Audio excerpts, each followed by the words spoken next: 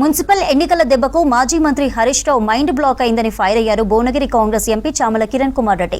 స్వయం పాలన, అస్తిత్వం, మోకరిల్లడం, ఆత్మగౌరవం అని హరీష్ రావు మాట్లాడే మాటలకు బీఆర్ఎస్ 10 ఏళ్ల పాలనకు అర్థం లేదన్నారు.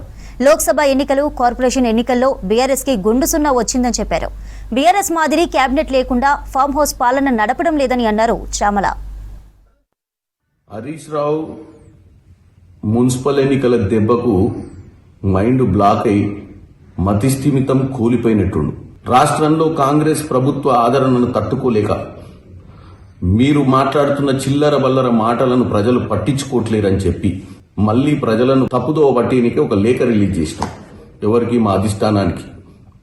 అధిష్టానము ఢిల్లీలో క్యాబినెట్ మీటింగ్ పెడతలేదు.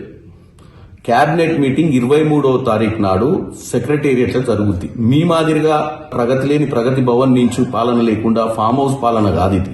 ఏం జరుగుతుంది, ఎట్లా జరుగుతుంది, రాష్ట్రంలో కాంగ్రెస్ పార్టీ వ్యవహార శైలి ఎలా ఉంది అని తెలుసుకోవడానికి పెద్దల్ని పిలిచిరు తప్ప మీరు తెలంగాణ ప్రజల్ని పక్కతో పట్టిస్తున్నట్టుగా అక్కడ క్యాబినెట్ మీటింగ్ పెట్టలేదు.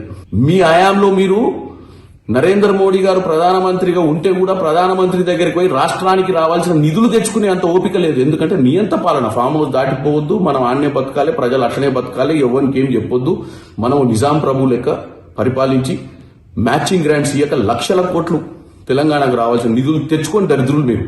ఈరోజు మా ముఖ్యమంత్రి ఢిల్లీకి ఈరోజు అధిష్టానం పిలిస్తే పోయిండు. వాగ్దానాలని నెరవేర్చే విధంగా చర్చలు చేసుకుంటారు అక్కడ. 2 నిన్న ప్రధానమంత్రిని కలిసిండు. నిన్న ముంబైలో క్లైమేట్ వీక్ అటెండ్ అయ్యిండు. రానున్న రోజులలో ఏం సమస్యలు మనం ఎట్లా అధిగమించాలని ఈ క్లైమేట్కి సంబంధించి ఈరోజు ఏఐ సమ్మిట్ అటెండ్ అవుతుండు. ముఖ్యమంత్రి, మా మంత్రులు 24 గంటలు పనిచేస్తున్నారు. హరీష్ రావు ఇట్లాంటి చిల్లర బల్లర ఉత్తరాలు, ట్వీట్లు, ప్రెస్ మీట్లతోటి ఏం ఒరిగేది లేదు.